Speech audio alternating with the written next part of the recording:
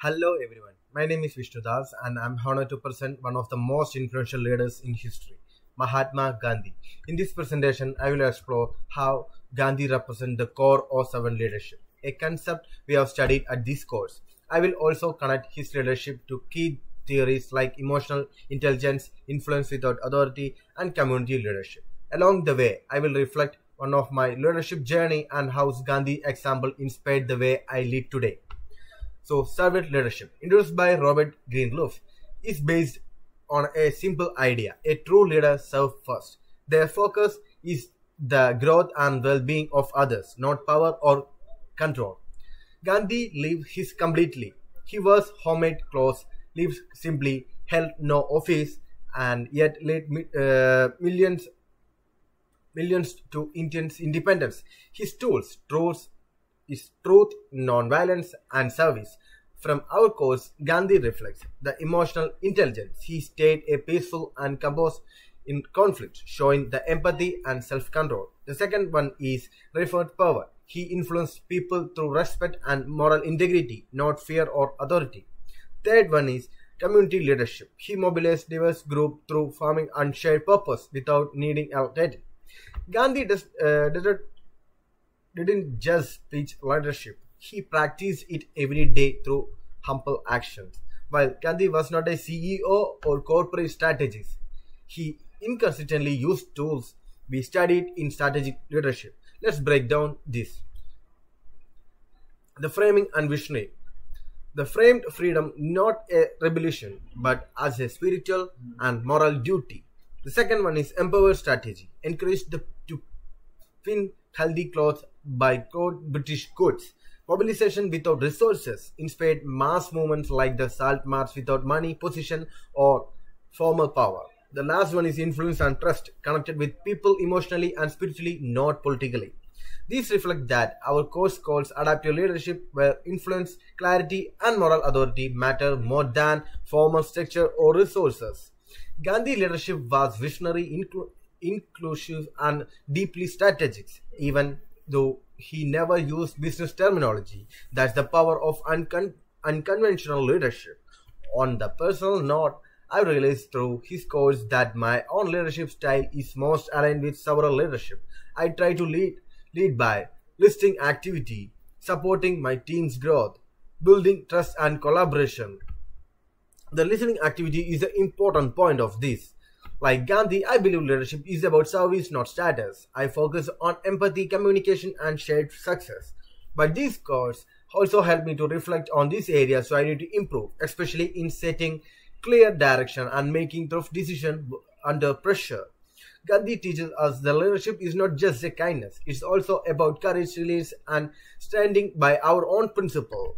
To close, I want to share one of the Gandhi's most powerful quote. The best way to find yourself is to lose yourself in the service of others. Gandhi showed us that leadership does not require wealth, position, or control. It requires vision, integrity, and compassion.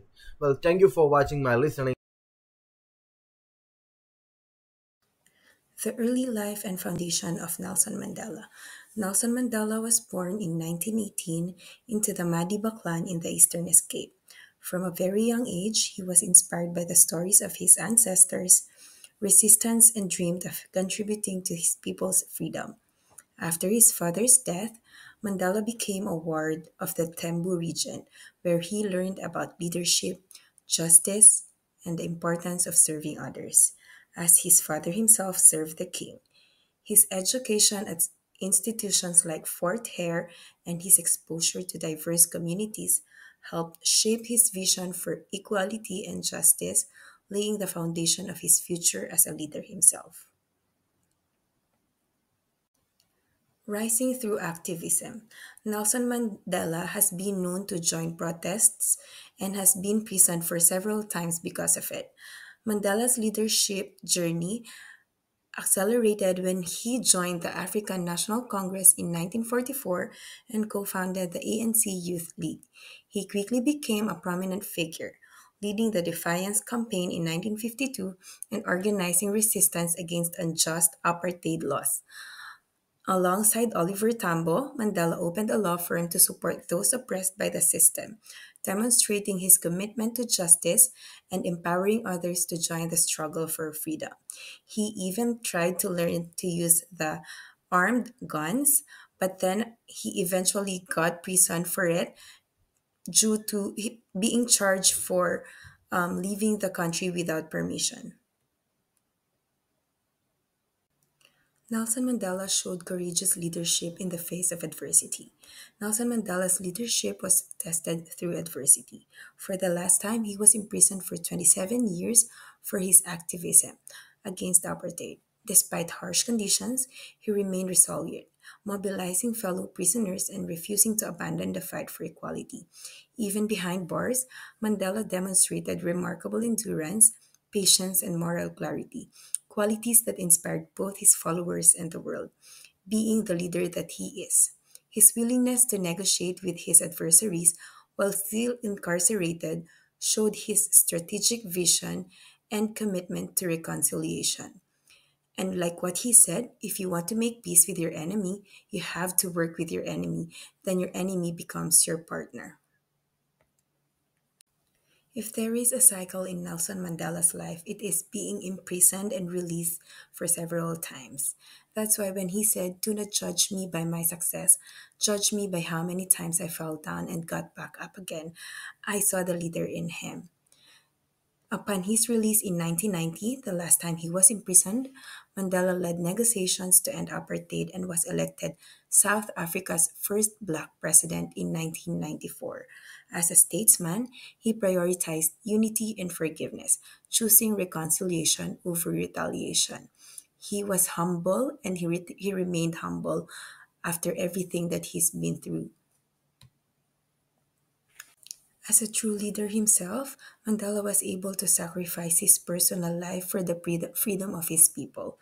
Mandela's presidency was marked by his ability to bring together former enemies, establish a peaceful transition to democracy, and inspire hope in a divided nation. His leadership style was conciliative and inclusive, always seeking a win win outcome for all South Africans. Nelson Mandela showed that humility and being humble can make you a good leader. It's not always being authoritative and dictatorial that makes a good leader. Nelson Mandela's legacy endures as a model of ethical, inspirational, and transformational leadership. He thought that true leaders must have a clear vision, communicate effectively, and inspire others even in the face of adversity. Mandela's life reminds us that leadership is about service, humility, and the courage to pursue justice for all and not for the sake of leadership alone. His example continues to motivate leaders worldwide to embrace forgiveness, unity, and the pursuit of a better future. Hypothetically, being the humble person that he is, Mandela's transformational leadership style will be effective if applied here in Canada. I believe that his inclusivity and reconciliation can promote dialogue and unity among Canada's diverse population, including Indigenous people, Francophones, Anglophones, and even immigrants. Also, his visionary change, articulating a compelling vision for equality and social justice, addressing issues such as reconciliation with Indigenous communities or multiculturalism, will be very, very important. He will also be a participative leader, encouraging broad stakeholders' engagement in national decision making, fostering consensus and respect for minority voices. And most importantly, since Canada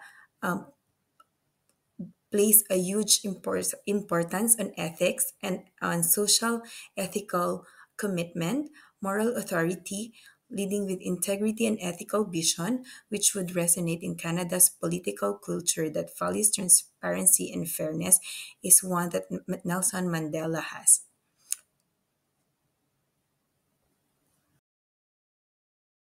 Hi everyone, I am Amitoj and now I will be talking about my leader, which is Dr. B.R. Ambedkar.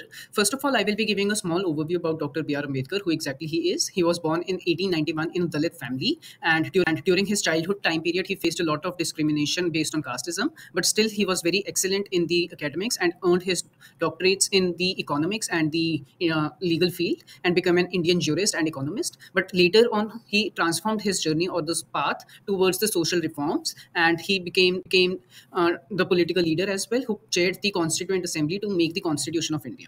Became the So if we talk about the leadership style of Dr. B.R. Ambedkar now, he followed the ethical transformational leadership style, which focuses on integrity, honesty, accountability, selflessness, and objectivity. This leadership style focuses on the involvement of everyone. Everyone is listened and valued over here, and it believes in the upliftment of whole as a society or a group rather than the individual success. Now, talking about the pros and cons of this leadership style.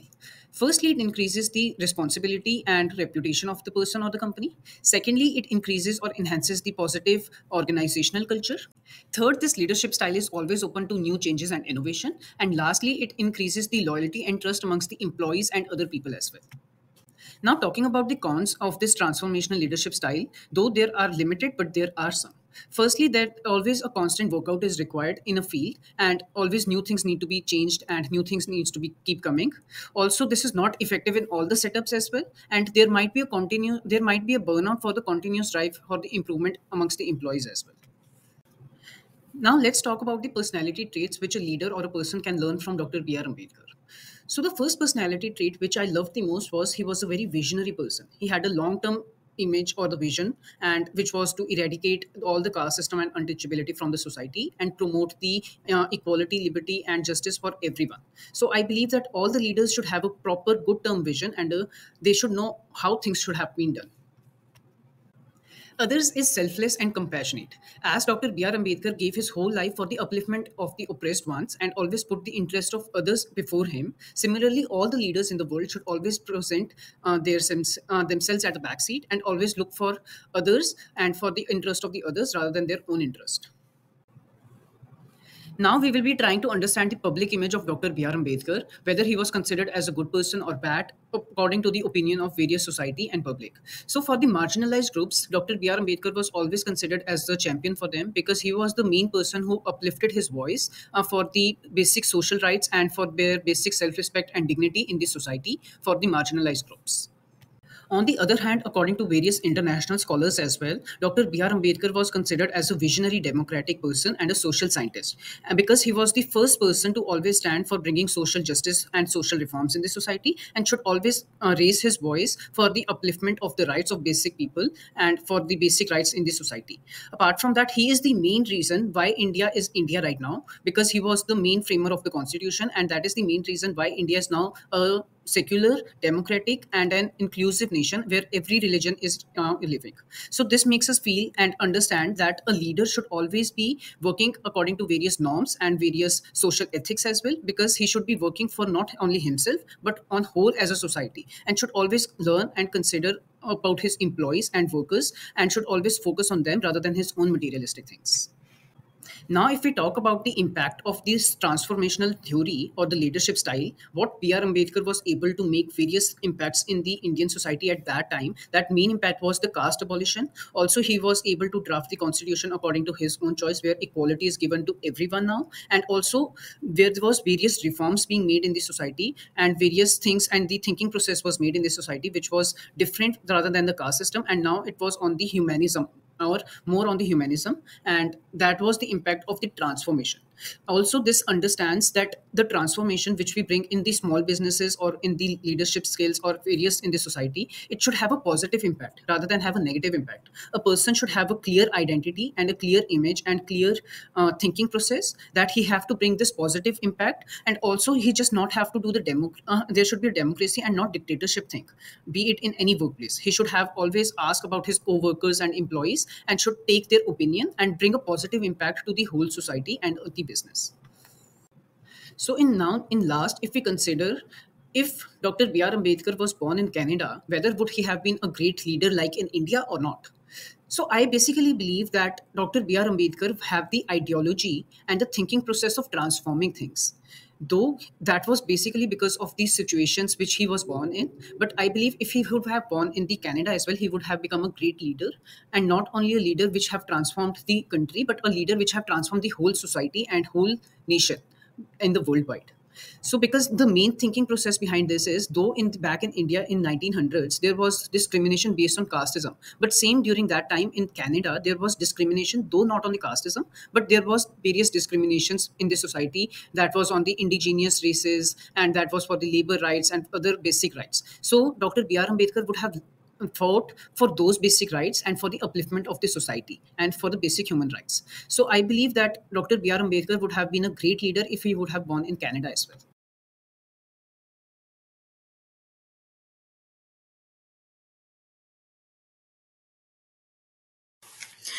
Hello everyone, myself Kamaljeet Kaur Randhawa. Today I'm honored to speak about a truly inspired figure, Malala Yousafzai.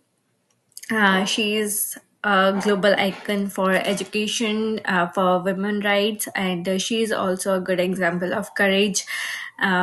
So I took her as an example of leadership. So moving forward in this presentation, I'll discuss more about leadership from the aspect of Malala. I'll explore more about her life, her leadership style, her strengths, weaknesses, her personality, and finally, I'll cover how her presence could uh, impact a country like Canada if she will be a leader in this country. So begin with some quick background check. Uh, Malala was born on 12th July 1997 in Mangola, Pakistan. Her father was Zidduin Yusufi. He is also an educator and a social activist. I think he played a main role, what she is today, in molding her and shaping her values, everything. Her mother was Tuk Pikai. She is also a quite good strength for her. She born up in a modern education focused family. So what she is today, we can all relate from her background, uh, how she is encouraged to speak up for people, and how she stand to believe in them. So let's talk about what is the leadership style of Malala. What kind of leader is Malala? So I think she represent a transformational leadership style, style that is visionary, that is inspiring, and focused on the long term changes. Rather than just managing situations, she focused on how to transform those situations. She influenced people by standing for their values, uh, particularly around the education of the girls. Even when her life was at risk, she connects deeply with their followers' emotions and guide them to see the future. Uh, this is, I think, this is a description of a transformational leadership. They are not just agents; they are the changing agents who are changing their society, uh, who are who are bringing them up for the future. So there are many pros and cons for every leadership style. Not every leadership style is perfect, and the transformational leadership can sometimes be idealistic. They aim so high that particularly step. Maybe get missed. Also, such leaders can be burned out, especially when they carry so much emotional or moral weight with them. In Malala's case, the pressure is to be always be a global voice for everyone. Um, it might be overwhelming from from my perspective. Leadership role is not about balancing the passions with practicality. It's something like transformational leadership needs to be you have to be always on work with people, with society. You have to communicate with people. So for transformational leadership, it takes a lot of time, and there are lots of pressure, and you need a voice to stood by your people. So I think on the other hand, the pros of this leadership style. Let's talk about the benefits of Malala's leadership style. According to transformational leadership, she inspires people through her personal story. She creates meaningful changes. She helped to shift global conversation about education and gender equality. Transformational leadership just not only connects emotionally. People just don't follow you, they like you, they believe in you. They create your image, like they create some moments by taking your name. They create some funds on your name. They they got inspired from you. They want to walk on your steps. She's brave. She survived a lot of attacks and still continue with her mission. She's empathetic. She understands the struggle of the girls all around the world, and especially in her country, as I already mentioned. She continued with her mission to took step for them, for all the girls, and because she knows she can change through everything by her leadership style. She is also a very intelligent articulate. I admire her very clearly as she expressed complex ideas, even on a big platform like United Nations. So these are the traits that make her not just a leader but also a great role model. Let's talk about the public image of Malala. She has a very positive public image. She is also seen as a symbol of hope and advocate for people. She has a global image as she meets president, and she also spoken at UN. She even had a documentary and books about made about her. Unlike any other political figures, Malala public image is based on her integrity and her authenticity. In society, Malala represents change, progress, and youth empowerment. She gave a voice to millions of girls who otherwise could would be unheard. She also she also shown that one voice can challenge the system, even a powerful terrorists like Taliban.